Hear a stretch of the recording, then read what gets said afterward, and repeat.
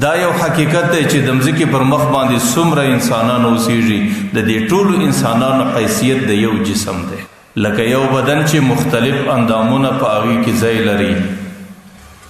دغه رقم دا ټوله انسانیت دا د یو جسم د یو بدن په مثل باندې دی. لکه یو بدن چې ټوله اندامونه یو د بل کومکګیر دي، لاس محنت کوي د دې دپاره چې سترګو بدن ته ګټه ورسوي، او سترګې محنت کوي د دې دپاره چې بدن ته ګټه ورسوي، او پښې محنت کوي چې بدن ته ګټه ورسوي. که چیرې لاسونه نه یوازې سترګې کار نشي کولی، او که پښې نه یوازې لاسونه کار نه کوي، او که چیرې د بدن یو اندام نه هغه بل اندام بیا خپل ضروریات نشي پوره کولی. او د مځکې پر مخ چې څومره انسانیت دی دا د یو جسم په مثل دی. تاسو ګورئ په دې انسانانو کې بعضې خلک د دې ټوله جسم دپاره چا کښتکاري او زراعت په مخ اخیستی، شپه ورځې پر ځان یې وکړي، یوې کوي او غنم کري، او غنم چې دی څومره خوري هغومره نه کري، بلکې دومره غنم کري چې نیمه معاشرت یې ورکوي. چا شپه ورځ په کارخانه کې پر یو ځای باندې یو کړې ده، هغې ټوله شپه کپړې جوړوي، لباسونه جوړوي، هغه صرف دومره کپړه نه جوړوي چې د ده پر بدن باندې ده، بس هغې د ټولې معاشرې ضروریات ورپوره کوي. ځکه دا نوره معاشره هم داسې ده لکه د ده د بدن جز. او چا مدرسې او مکتبونه خلاص کړي دي، هغې شپه ورځ پر ځان باندې یو کړې ده چې د دې معاشرې د تعلیم او د علمیت ضرورت ورپوره کړي. ځکه بې علمه معاشره هم د ستړیا سره ډېر ځله مخامخ کېږي. نو په دنیا کې د ټوله انسانیت او د ټولو انسانانو مثال دا د مځکې پر مخ د یو جسم دی. ستاسو څه خیال دی؟ که چیرې جسم یو جسم وي او د هغه جسم پر یو حصه باندې ناسور ولګېږي، کینسر ولګېږي او طاعون ولګېږي، او هغه داسې مرض دی چې قرار په دې جسم کې سره ځي، سره پیلاویږي، او ډاکټر هم د دې تشخیص وکړي چې دا ګوره طاعون دی او دا ناسور دی او دا کینسر دی. که د دې علاج ونسي دا په ټولو بدن کې سره ځي او ټولو بدن ختموي. نو د دنیا او شاعران خلک ټول پر دې باندې متفق دي چې څومره ژر وسي باید چې د دې علاج وسي. ځکه که چیرې د دې علاج څخه خلک غفلت وکړي، بیا چې کله ټوله جسم سره واخلي بیا د هغې علاج ناممکن وګرځي. نن په انساني معاشره کې د کافر مثال په دې معاشره کې دا د کینسر او د طاعون دی. او کینسر او طاعون چې کله پر بدن باندې ولګېږي نو د هغې څخه غفلت کول او د هغې نه ختمول او هغې خپل مخ ته یې لکول دا خطرناک وي د بدن دپاره. دغه رقم که چیرې په دې معاشره کې د کافرانو مخ ونیول سي او کافران د دې مځکې څخه لرې نه سي او دا معاشره دغسې خرابه سي، دا معاشره اکثره کفر ته اړوي او دا معاشره ټوله په کفر باندې تباه کوي. ځکه دا کینسر دی او دا طاعون دی او دا د بدن پر یو حصه باندې ناسور دی، او د ناسور او د کینسر او د طاعون د هغې دپاره علاج دی چې هغې به د بدن هغه حصه پرې کوي، هغه حصه به غورځوي، بیا به نوره حصه د بدن سالمه پاته کېدی سي. زه تاسو ته د دې ښکاره مثال درکوم. پیغمبر علیه صلات وسلام چې کله مدینې منورې ته رالی نو مدینه منوره کې نږدې 2 قومونه و یهود،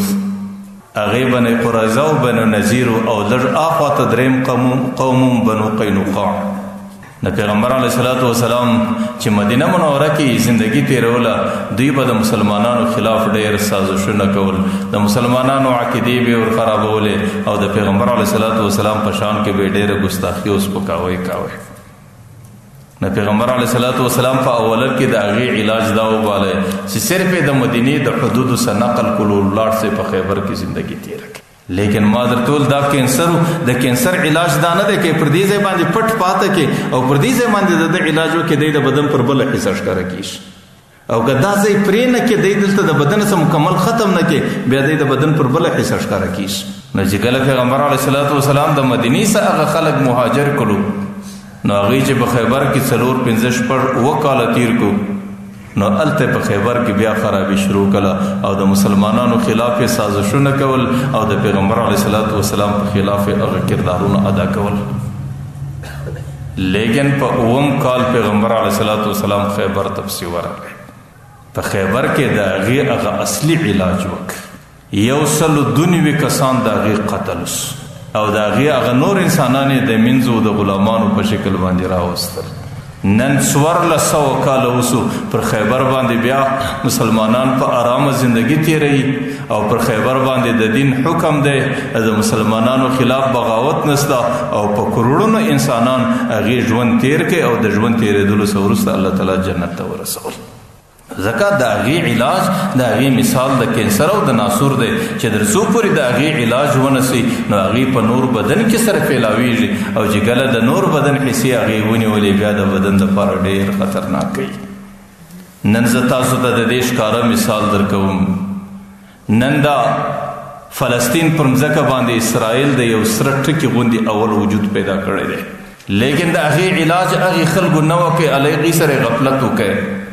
نن هغه اسرائیل په زور کې رالو، په قوت کې رالو، ورځ په ورځ سره ډیریږي، ورځ په ورځ مضبوطه کیږي. نن قرار پر نورو سیمو باندې دوی تعدا کوي، دوی تجاوز کوي. نن د مشرق وسطا پر نورو سیمو را روان او د عربو سیمې د هغې په نیت کې دي چې دا ټولې سیمې به موږ در خپله قبضه لاندې کړو. زه تاسو ته دا یوه ښکاره خبره کوم، الله دې نه کوي نه کوي که نن د مځکې پر مخ باندې په دې معرکه کې حماس د مځکې د مخه لرې سي او هغې خلک په دې خپل قوت و زور کې د غسې پاته سي، بیا به تاسو ووینئ چې د عربو کمې علاقې د هغې در لاس لاندې راځي.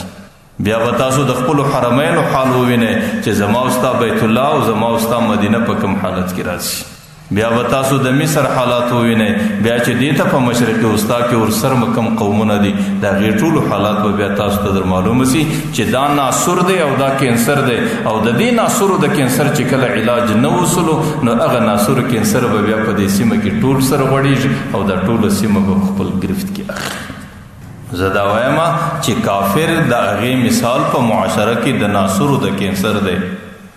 او ناسورو کینسر چې د جسم پر یو حصه باندې پیدا سو بیا د عقلمند سړي علامه دا ده چې د هغې څخه به غفلت نه کوي بلکې د هغې د علاج به بندوبست کوي. که په هغې کې لاس پرې کېږي لاس به پرې کوي، که په هغې کې پښه پرې کېږي پښه به پرې کوي، که په هغې کې ګوته پرې کېږي ګوته به پرې کوي، په دې خاطر چې دا نور جسم په صحت او په سلامتیا کې پاته سي. لیکن که د چیرې غفلت وکړي او د هغې علاج یې نه وکړي او چې پر کم اندام باندې دی ښکاره سو او د هغې اندامه سره د ده لرې کول نه وکړو بیا خو به د مځکې پر مخ بیا خو به په بدن په ټولو اندامو کې هغه سره غوړېږي او د بدن ټوله اندامونه به نسي او د بدن په ټولو اندامو کې به سرایت سره کوي تر دې حده پورې چې بیا به د